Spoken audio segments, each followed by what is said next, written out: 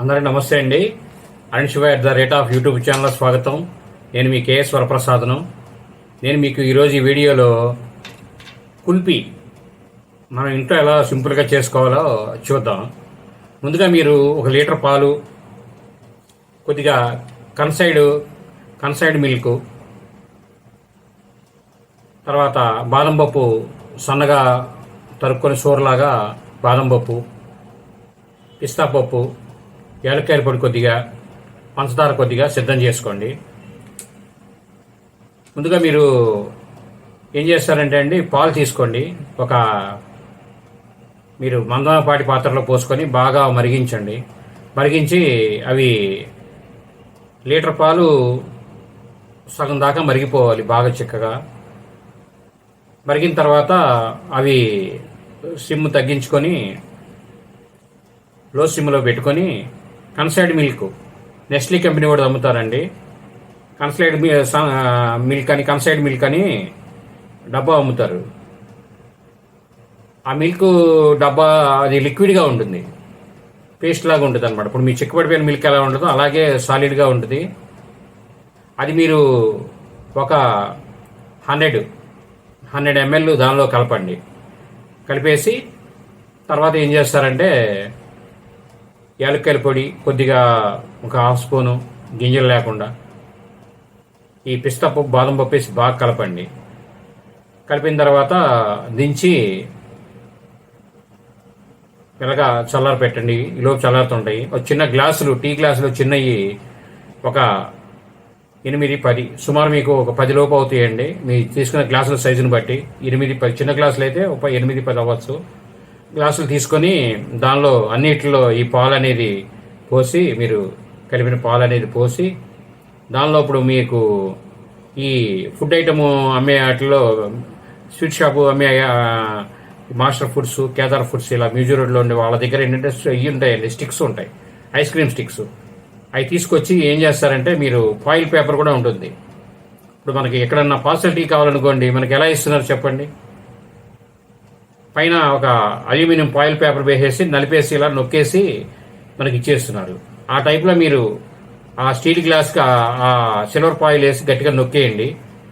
పైన చిన్న బ్లేడ్తో బెజ్జం పెట్టి ఈ పుల్ల అనేది అలా నిలబెట్టి మీరు ఒక చిన్న ట్రేలో పెట్టి డీప్ ఫ్రిడ్జ్లో పెట్టేయండి.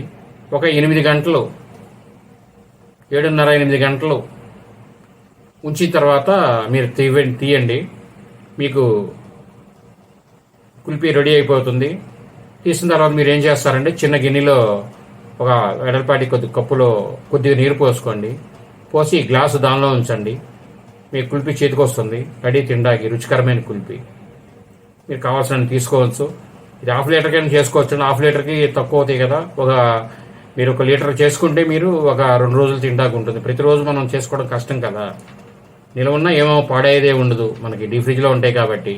ఈ సిల్వర్ ఫాయిల్ అనేది పైన మనం పెట్టేది దేనికంటే అంటే, అది మామూలు చప్పైస్ లాగా అయిపోకుండా, డ్రై అయిపోకుండా ఉంటుంది, ఐస్ క్రీమ్ లాగా ఉంటుంది మనకి, దానికోసం అనమాట. అలాగే ఇంకోటి ఏంటంటే, మీరు కన్సైడ్ మిల్క్ అనేది కలిపారు కదా, మీరు నెస్లీ కంపెనీ వాడిది అన్నాను కదా. అలా కాకుండా మామూలుగా బిజినెస్ చేసేవాళ్ళు, ఇళ్ళ కులిపి అమ్మేవాళ్ళు ఏంటంటే, ఈ కస్టర్డ్ పౌడర్ అనేది ఒకటి అమ్ముతారండి. బాదం పాలలో కూడా కలుపుతారు ఈ చిక్కదనం కోసం వ్యాపారస్తులు. ఇది కస్టర్డ్ పౌడరు, అది తెచ్చుకొని మీరు కలుపుకోవచ్చు. అది చిక్కదనంగా ఉంటుంది. అది మీరు పొయ్యి మీద పాలు పెట్టి అంతా అయిపోయిన తర్వాత స్టవ్ కట్టేసి ఇవన్నీ వేసేసి ఆ కస్టర్డ్ పౌడర్ కూడా నీళ్ళలో కలుపుకొని, కొద్దిగా నీళ్ళలో కలుపుకొని అంటే నీళ్ళలో కలుపుకొని అంటే దీనిలాగా మన చిక్కటి ద్రవంలా కలుపుకొని దానిలో పోసుకొని, లూజ్ అవ్వకూడదు మళ్ళీ.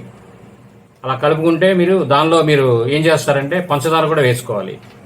పంచదార ఒక 100 గ్రాములు వేసుకొని చక్కగా కలిపి